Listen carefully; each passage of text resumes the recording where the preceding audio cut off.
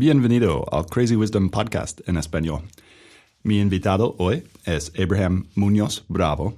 Él hace una reedición de un clásico en filosofía socrático. No, presocrática. Vamos a hablar sobre el... Va a ser muy difícil de hablar sobre eso en español, pero vamos a hacer socrático. ¿Qué piensa de Sócrates y qué piensa que fue antes de Sócrates? Mira, bueno, buena pregunta, ¿no? Dado a la edición, siendo una edición de un libro presocrático, efectivamente viene justo antes de Sócrates e incluye a Sócrates, incidentalmente, normalmente la categoría de una filosofía presocrática. Por eso hay debate, y tu pregunta alude al debate actual, entre si se debería de referir a esta filosofía como una filosofía presocrática o una filosofía preplatónica. Ah, interesante. Claro, porque pero si incluimos a Sócrates, tiene que incluir a Sócrates y no a Platón. Ajá. Entonces, una filosofía presocrática se incluye a Sócrates, que lo hace normalmente, porque se llama presocrática, debería ser preplatónica. Y es de Grecia. Que está de Grecia. Sí. ¿Quién fue antes de esos dos caracteres bienes interesantes? Bueno, a ver, tenemos a Anaximandro como uno de los primeros. Anaximandro. Los dos principales, que viene Heráclito, creo que viene antes de Anaximandro, Heráclito, y Parménides, esos dos son los que lideran un poco el movimiento, la generación presocrática como tal. Y Heráclito y Parménides en particular son de los más importantes porque se establecen las vestimentas más sofisticadas hasta el día, digamos, de cómo describir aspectos fundamentales de la realidad, ¿no? ¿De qué? De la realidad. Realidad. Aspectos fundamentales de la realidad. ¿Cómo qué, no? ¿Qué serían aspectos fundamentales? Pues si hay un principio, si se llamaría el arqué, si hay una sustancia que efectivamente donde todo entra y donde todo es lo mismo, hasta qué punto hay algo que organice el resto, si hay un punto del que puede ser el resto del universo. Sí.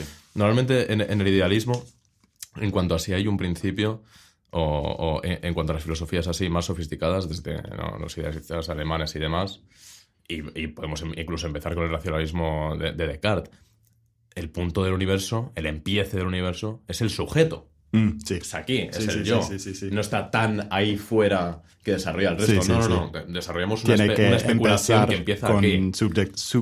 Subjetividad. Exacto. Ajá. Entonces, a veces la búsqueda por la objetividad efectivamente empieza y termina en la subjetividad. Ajá, sí. Eso es lo bonito, eso es lo bonito, ¿no? Y esto también es un descubrir y una trascendencia de los conceptos básicos de la filosofía. Ajá. Una vez que te das cuenta que la objetividad sale de un grupo de sujetos, ¿no? Especialmente en cuanto a la ciencia, que es un consenso, ¿no? Entre muchos científicos, si no es subjetividades juntándose y diciendo, bien, estamos de acuerdo y acabamos de chequear nuestras subjetividades. Nos entendemos, estamos de acuerdo y estamos hablando de la misma cosa, con lo cual es objetivo.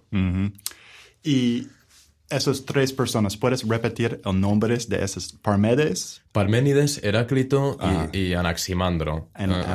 Pitágoras también fue un presocrático. ¿Quién? Hay muchos nombres de estos, algunos más o menos difíciles de los cuales acordarse. Ajá. Quiero entender dónde fue el brecha. ¿Dónde fue el peleado si fuera un peleado? ¿Quién fue más peleado contra Sócrates o Plato? ¿O fue 100 años antes? Mira, está claro que Sócrates es el más peleado. Más peleado de todos. Está clarísimo, sí. Era un mártir por la verdad, el conocimiento, la sabiduría. Estas cosas tan extrañas que incluso en la palabra filosofía es difícil de divorciar entre sí. O sea, ¿qué es Sofía? Wisdom. Sí. Sabiduría. Sabiduría, wisdom. Ajá. Entonces... De amor, de sabiduría, ¿no? El amor hacia la sabiduría, sí. Entonces, la pregunta es, ¿qué es entonces la filosofía? Ajá. ¿O qué es la sofía? ¿Qué es la sofía? ¿Qué es la sabiduría? Por eso, o sea, hay alguna gente, algunos supuestos altos filósofos que optan por referirse a la sofía de filosofía como conocimiento. Ajá, sí. En vez de como sabiduría. Sí. Interesante. Claro, pero si el filósofo ama la sabiduría, entonces tiene que buscar otra cosa que no sea el conocimiento, ¿no? Y eso es donde Taoism y las cosas de India también vienen, que ellos tienen un muy buen mapa del territorio de qué pasa después de conocimiento, porque tenemos conocimiento y yo creo que tenemos dos tipos de conocimiento. Tiene conocimiento, tal vez más, tenemos conocimiento de preposiciones, de dichos, de factos, Sí. y tenemos conocimiento medio espiritual, que es de cosa de subjetividad que tú dijiste, que este conocimiento pero es muy poderoso y el nombre de conocimiento y también sabiduría no es la verdad, ¿no? Claro, no puede hablar si es un sobre... concepto tan potente que supuestamente engloba el resto, algo como la sofía, la sabiduría. Entonces, ¿dónde está en el mapa exactamente la sabiduría? Sí. Estoy de acuerdo. O sea, la sabiduría normalmente se refiere como a practical knowledge, Ajá, ¿no? sí. Lo que en griego se diría phronesis. Sí. Aristóteles tiene un libro entero okay. sobre conocimiento de este tipo. Sí. Pero claro, no es sofía. Sí. Y no es la tendencia natural que tienen los filósofos a querer descubrir el mundo utilizándose como sujeto para su experimento, ¿no? O sea, ¿qué hacía Aristóteles cuando se despertaba? Y empezaba a escribir sus libros de biología y fisiología. Porque Aristóteles fue y antes zoología de... platónica No, y botánica. Aristóteles fue después de Sócrates, Plato, Aristóteles. ¿Y cuál fue la pregunta sobre Aristóteles? ¿Qué hacía? Se despertaba y ¿qué hacía para ir a escribir sus libros de zoología y botánica? No sé, él estaba experimentando, ¿no? Experimentaba observando, cambiando la realidad a través de su propio conocer. O sea, hay un momento, esto es muy interesante a nivel de discutir qué es el conocimiento. Si no es, no sé qué palabra acabas de usar, si no es espiritual / subjetivo / o sea, si no es exacto, por ejemplo, entonces... ¿Qué tipos de mapas se están creando de la realidad entonces, ¿no? Esto es muy, muy interesante. Se me conecta ahora mismo a las teorías de Ian McGilchrist de Slave and its Emissary, que básicamente dice que, o sea, si se están creando mapas del mundo, hay uno que es un mapa que sabemos que es el mapa que está ocurriendo y luego hay otro que es más bien, nos está diciendo lo que es el mundo. ¿No? Entonces, creo que el hemisferio derecho es qué es el mundo y luego la izquierda es mapas del mundo, ¿no? El territorio ya sentiente, vivido, versus el territorio en mapas que no solo son partes de nuestro cerebro o cómo interactuamos con un objeto u otro. Es literalmente la mitad entera de uno de nuestros cerebros. ¿No? Sí, vamos a hablar sobre el corpus callosum. Porque estás hablando sobre el hemisférico derecho y hemisférico izquierda. Y esos hemisféricos es un pop psychology sobre esas cosas también, pero ese libro que estás hablando de Ian McGilchrist me fío bastante. Me gusta Ian McGilchrist, pero efectivamente sí es muy fácil que esto de right-left hemisphere se convierta en una heurística más. Y desde su conocimiento, ¿qué es el corpus callosum? ¿Qué hace? ¿Me lo estás preguntando a mí? Sí. No tengo ni idea. Yo no sé. Yo no sé. Yo leí ese libro y me gusta mucho este libro, pero es muy denso. Pero algún tejido, algún thread que yo aprendí sobre corpus callosum. Hay una teoría, no sé si es William Christ o otra persona, pero hay una teoría que esta es inhibición del corpus callosum, inhibir los mensajes de todas las otras cosas.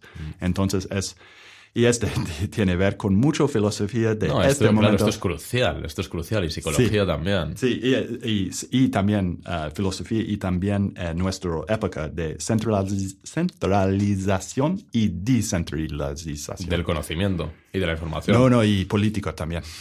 Política, tecnología. Bueno, entonces, ¿cómo atas algo como el corpus callosum, que aquí lo podemos llamar? En inglés a mí me gusta mucho la palabra threshold. Es una especie de un threshold, un límite retroalimentado, ¿no? O sea, ¿por qué se retroalimenta ese límite? Porque tenemos cualquier set de inputs que nos podamos imaginar dentro de nuestra biología, dentro de todo, que forma una capa, ¿no? Una capa de contexto casi que nos permite interactuar con la realidad. Sí. Entonces esto es una especie de membrana autorregulativa, digamos. Pero, o sea, antes de atarlo a lo que lo quería atar yo, que es al psicoanálisis, atalo a la política. Aquí, ¿dónde existe la membrana autorregulatoria? En política. Eso es una cuestión de biopolítica. Y nosotros aprendimos algo sobre eso en los últimos 5 años. Biopolítica es muy interesante porque nosotros tenemos un cuerpo, ¿no? Y este cuerpo tiene un membrane. Y este membrane, pero no para con este membrane. Es como estabas hablando con los griegos, que ellos descubrieron que es mejor hablar con la otra persona para determinar. Y esta otra persona puede ser parte de familia o otra cosa, de amigo. Pero la política es sobre enemigos y amigos.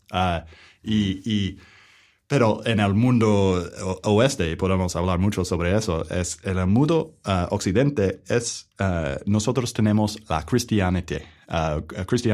Y cristianidad es muy interesante porque viene con los romanos, ¿no? Entrar al mundo del oeste y dijo a los romanos que esta vida, no es sobre su grupo, es sobre cada persona tiene su valor espiritual. Sí. El derecho natural romano es crucial para el derecho. Sí. ¿Cómo? El derecho natural, ¿no? Sale de la ley romana. Sí. Y el derecho natural. ¿Qué fue el derecho natural?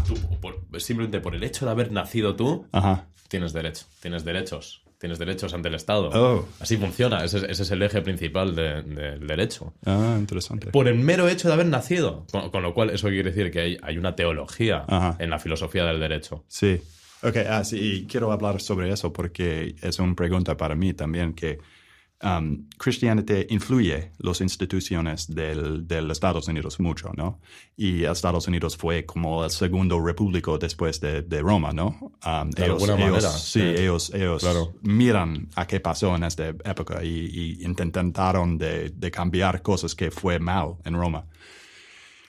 Y con esta cultura de cristianismo había un diferente, pero la política no desapareció, está aquí todavía, ¿no? Pero cambió mucho. Exacto. ¿Qué piensas de eso? No tengo una proposición. Sí, bueno, a ver, en relación a Roma, muy difícil de imaginar, ¿no? También porque es un contexto similar pero distinto, el de colonizar. O sea, no entendí por qué. El contexto es similar, o sea, estamos hablando de que, por ejemplo, se mantiene la forma de hacer política nunca cambia, pero el contenido ha cambiado tanto que hace difícil identificar exactamente, para empezar, cómo ha cambiado el contenido, ¿no? Entre qué entraba dentro de Roma y por qué operaba de esa manera, por lo que había dentro, versus qué entra en Estados Unidos y por qué opera de esa manera.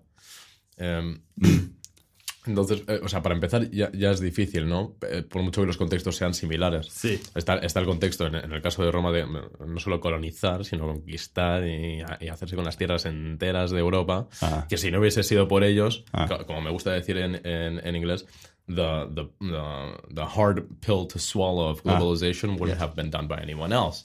En español, el trago amargo de la globalización se hizo por los romanos, antes de ellos los griegos, y antes de ellos muchos más, y después de ellos todos más.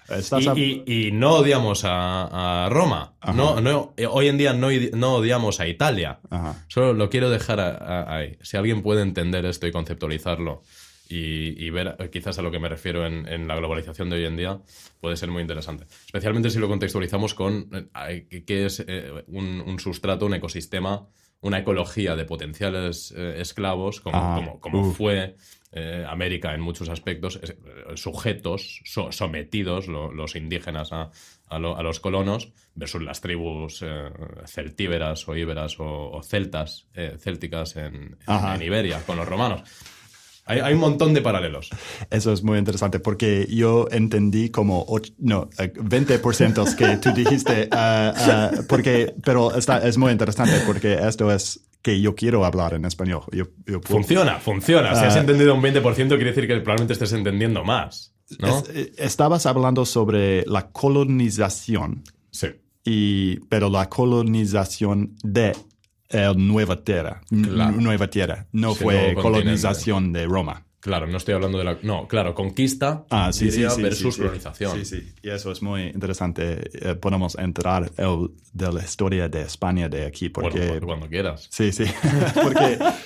porque estaba leyendo un libro, se llama de un conquistador que fue parte de este grupo con Hernán Cortés. Bueno. Hernán Cortés es un héroe. Hernán Cortés es un libertador. Es mejor, la gente no lo entiende.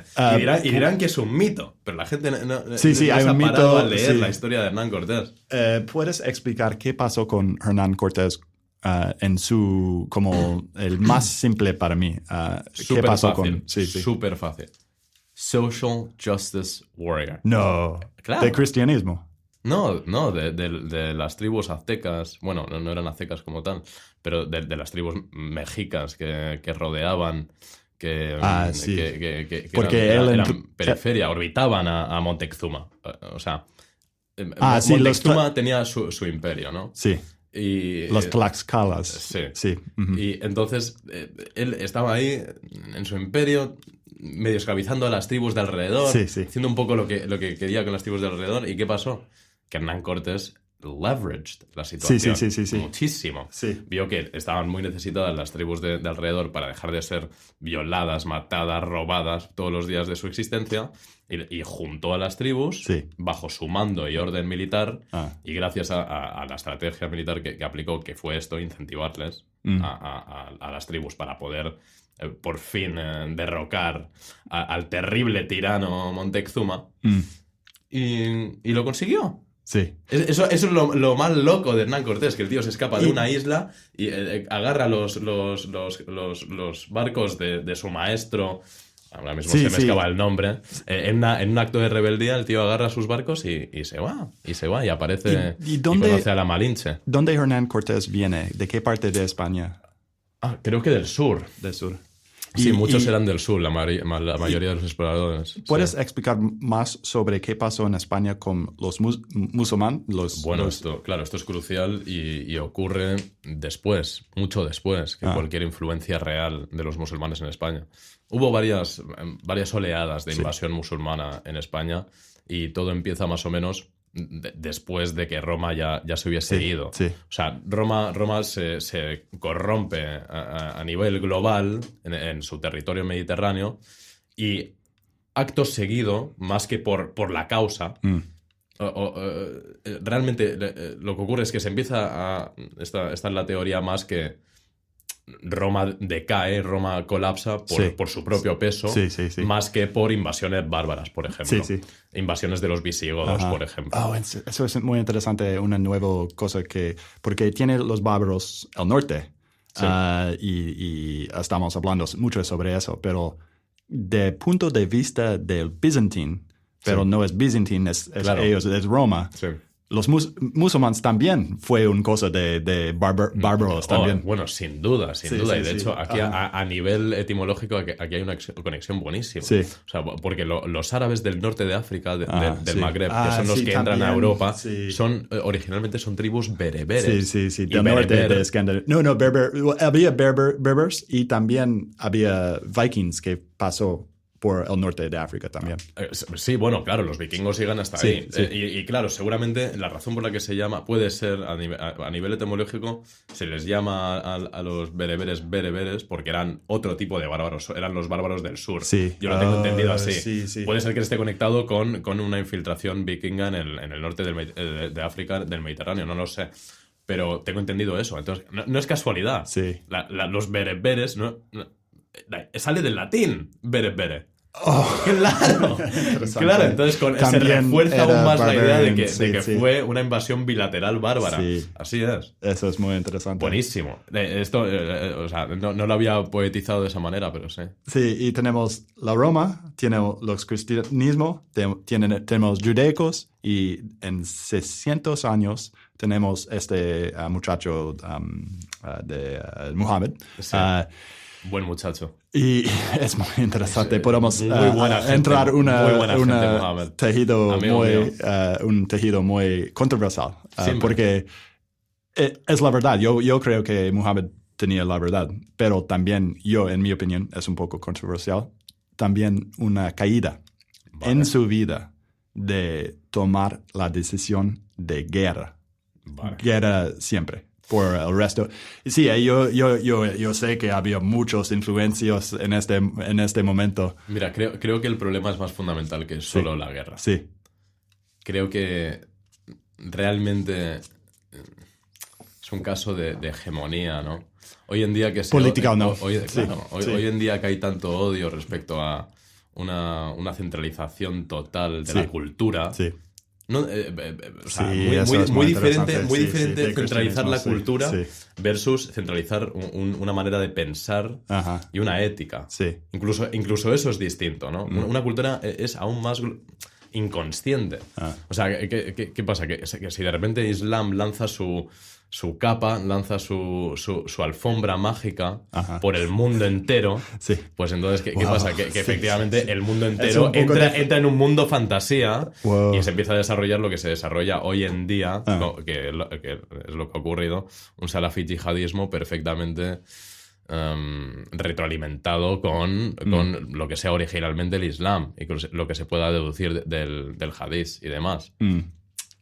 O sea, este es un punto muy fácil a hacer, que no es polémico para nada, que es que en algunas religiones hay código que no funciona y otros códigos que sí que funcionan.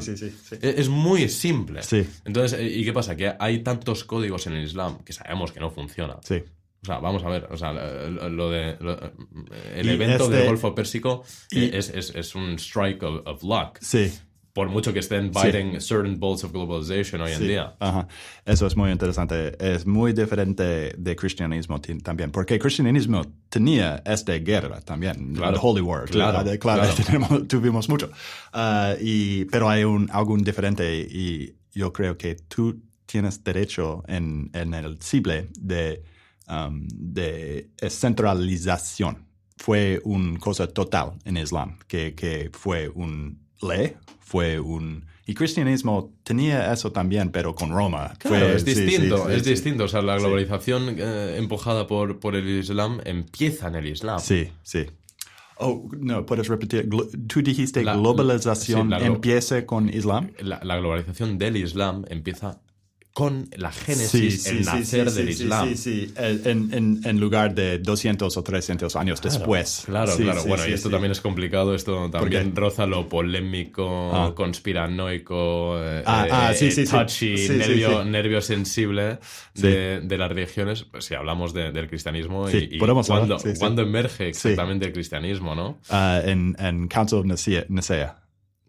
Well, no, Justinian fue el Byzantine más después. Constantin, sí.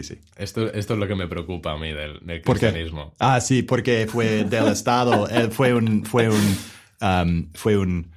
weapon, un arma del Estado que él usó para poder. Eso es un muy interesante tema porque... Mira, yo no sé nada, ¿no? Aquí, ya que tengo un libro editado en filosofía presocrática, puedo soltar a Sócrates si me apetece, ¿no? No entendí. Puedo sacar a Sócrates de la jaula en un decir de solo sé que no sé nada, ¿no? Aquí, de verdad que solo sé que no sé nada. No entendí.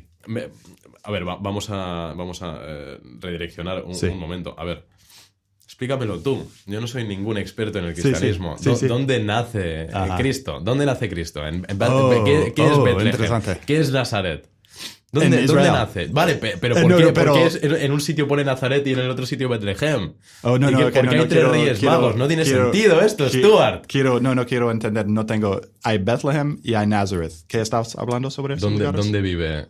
¿Dónde crece? ¿Dónde nace? ¿Dónde sale del vientre? No sé nada de eso. Bueno, vale, perfecto. Mira, yo aquí no quiero entrar en una discusión teológica ni psicológica de por qué el concepto de Cristo es más que válido e importante a tener en cuenta.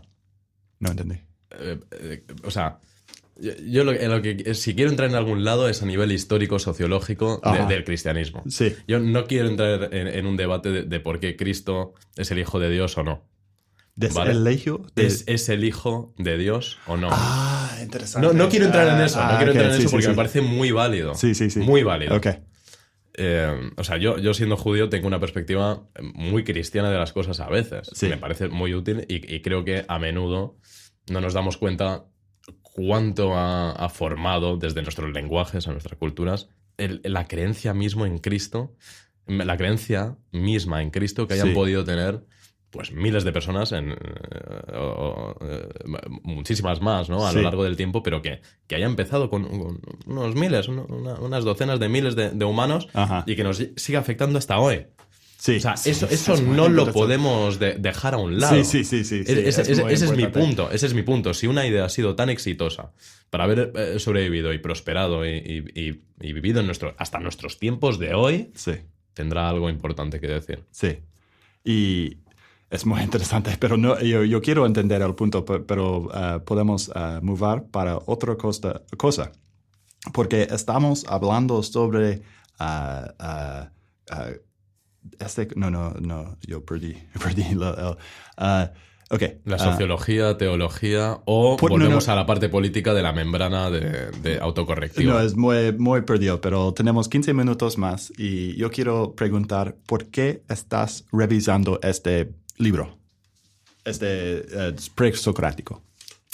Porque soy el editor del libro de preso. Bueno, no hemos dicho nada. Es un clásico en filosofía presocrática porque lo escribe en 1982, si no me equivoco, Antonio Escotado. Ya hace un año, más de un año que revisé, un año y medio que hice esta edición, hace bastante, pero ha salido hace 2 semanas. O sea que estoy bastante ilusionado de decir que finalmente ha salido. Mi amigo ha diseñado el cover, incluso con Midjourney en sus días, en los primeros días de Midjourney, ahí escribiéndole a Midjourney. Hazme, literalmente, en inglés, pero lo traduzco, diciéndole /imagine /imagina una imagen ilustrativa, una ilustración de la imagen total de la filosofía, del worldview, de la visión de mundo hegeliana. Esto escrito en inglés. Y lo que se ve en la portada, que ahora espero que pongas alguna fotillo, es muy bonito, muy bonita la portada, es eso lo que sale. Es el worldview de Hegel, hecho desde una cueva. Es muy bonito, muy bonito. Y entonces, hablemos del libro rápidamente.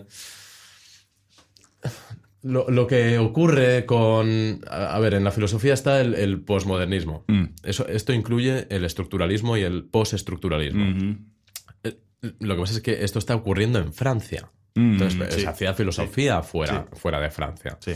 Tienes la analítica en Norteamérica, pero en España se hacía también. Entonces aquí tenemos el raciovitalismo de José Ortega y Gasset, que es el filósofo más importante español. En esta cosa de postmodernismo. En esta época más o menos. Okay. En 1960-70. Sí, y antes de eso estaba el estructuralismo realmente, que empieza con gente como Levi Strauss, el antropólogo, en Francia, pero hay, bueno, como que Heidegger está más o menos por ahí también. Heidegger realmente es muy estructuralista. Heidegger, claro. ¿Cuál es la diferencia entre post-structuralist y structuralist? Claro. Pues el estructuralismo es básicamente es un momento muy... es un gold rush de que la ciencia ha avanzado lo suficiente y hay tanta riqueza en el mundo contemporáneo y tanta riqueza y libertad de intercambio de ideas y de mercado en el mundo que permite cosas como la poscolonización, ¿no? La poscolonización que ocurre... De África. De África y demás. Sí. Entonces, y esto permite una apertura nueva al mundo, ¿no? Donde no solo se desarrollan nuevas filosofías y los comienzos y finales de épocas artísticas muy importantes, sino que este tipo de riqueza intelectual, pongámoslo así, pues de verdad llega a puntos de auge, puntos de culminación, que es establecer estructuras como tal. Entonces, ¿qué pasa? Con Claude Lévi-Strauss se hace el primer intento a estructurar, a darle una lógica a un sistema como la sociología, ¿no? Pero están ocurriendo un montón de cosas en estos tiempos. Es súper interesante en física y en quantum y todo eso. Llega un punto de una iluminación de inteligencia colectiva brutal. De estructura de nuestra universidad no fue real o no fue el mismo nivel de realidad que ellos. Entonces, ¿por eso tenemos un post-structural? Justo. Sí, claro. Se estructura todo y luego es en plan. Es como, bueno, vale, sí. Fantásticos edificios, pero... aquí se podría hacer mucho mejor y no solo eso. No tenemos ni idea de dónde estamos construyendo. Porque ciencia y academia están intentando de ser más preciso, por eso. Claro, sin duda. Ellos están como... Sin duda, sí. Es gracias a ese ideal o a esa tendencia, que aquí puedo hablar como filósofo, que la filosofía tiene a efectivamente llegar a exactitud. Sin duda. Gracias al ir hacia la exactitud, conseguimos el posmodernismo absurdo de nada tiene sentido. Y tengo una pregunta para ti que es importante. ¿Qué piensas de cientismo? ¿Hay una palabra en español para...? Bueno, aquí, claro, el cientificismo, si no me equivoco, es en español. Ajá. Pero estamos hablando de un hard-nosed materialism, ¿no? Sí, vale. Sí. Sí, bueno, por eso, o sea, el cientificismo lo veo como un veneno, sin duda, especialmente cuando una persona es lo suficientemente consciente como para darse cuenta que el eje primario de su experiencia en la realidad es su mente, ¿no? Esto es algo muy hegeliano. O sea, ¿cuál es la esencia ¿qué es lo más cierto con lo que te encuentras cuando experimentas con tu realidad?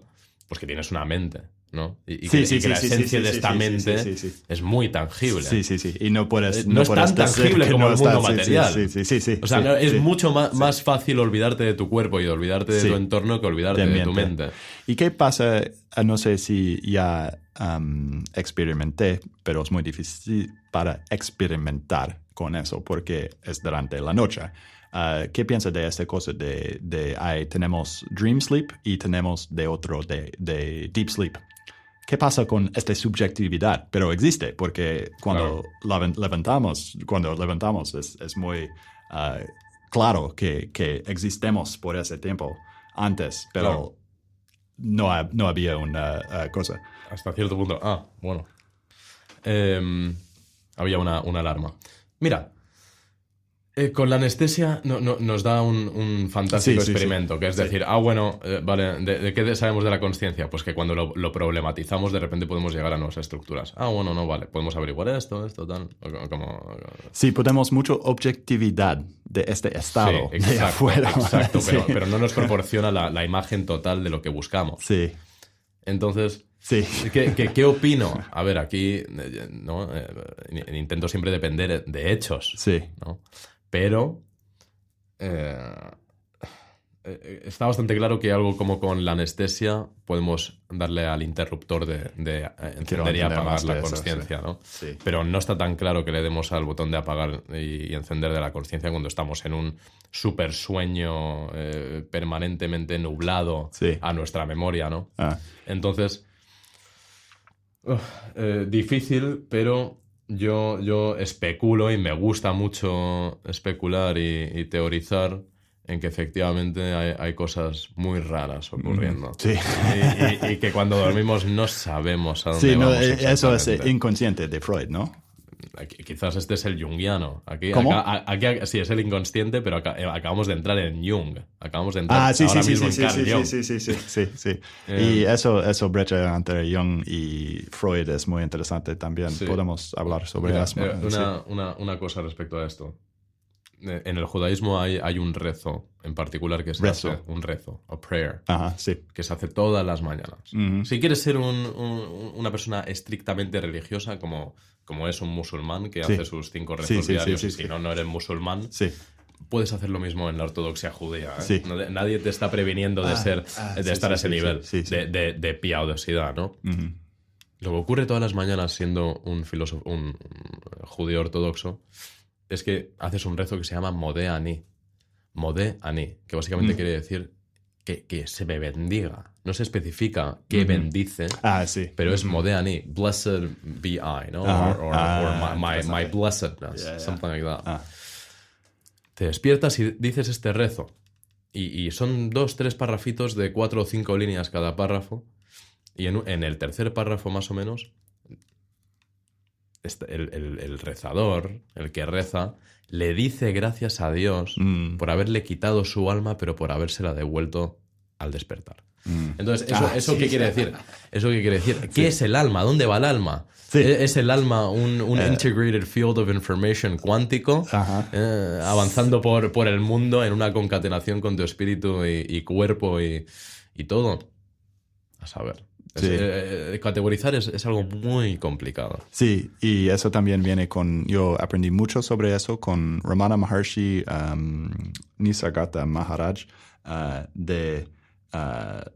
no puede, esta subjetividad no puedes hablar sobre esta subjetividad porque es tan importante, es tan íntimo que no hay una salida de eso. No hay una salida consciente, porque si tienes consciente, y tienes este conocimiento. Y con los trabajos de cristianismo no encontré mucho de eso. Imagino que en las personas el mystics. Claro, los místicos seguro. De cristianismo seguro. Y también de judaísmo y también el sufi también. Y también en Advaita Vedanta. Este cosa de alma, porque en budismo es muy importante, es interesante que en budismo en India había budismo y budismo expandió para Sri Lanka y después Sri Lanka fue para Tailandia y después Tailandia y también fue al norte para entrar a China también en Burma. Pero en India no hay budismo. Hay budismo de los tibetanos porque ellos estaban luchando contra China. Pero en India no hay budismo. ¿Por qué no hay budismo en India? Es porque Adi Shankara, él fue un místico de Advaita Vedanta y él convirtió todo en India para hinduismo, para regresar al hinduismo en el punto de vista de ser, porque el budismo dice no hay ser. Si puedes buscar, no puedes encontrar en un punto específico. Es una ilusión. Adi Shankara vino y dijo, sí, puede encontrar, pero es Dios. Vos es Dios y estás adentro, muy adentro. Esta subjetividad es Dios. Y entró el alma y por eso es muy interesante porque Jesús también habló sobre eso. Tiene un self, pero ese ser es de Dios también. Sí. Y con eso cambio, budismo desapareció. El hinduismo comió. El budismo es muy interesante. Claro, bueno, esto tiene dos preguntas directas, que es por una parte, bueno, si Dios es subjetividad, entonces eso quiere decir que hay muchos dioses, ¿no? Para empezar. Sí, eso es el problema con cristianismo. ¿El problema o la solución? Sí, para mí es la solución. Para mí es la solución helenística, de hecho. O sea, ¿qué pasa? Nos damos cuenta que ellos también. Se puede repartir un poco el concepto de Dios en conceptos pequeñitos, ¿no? Sí.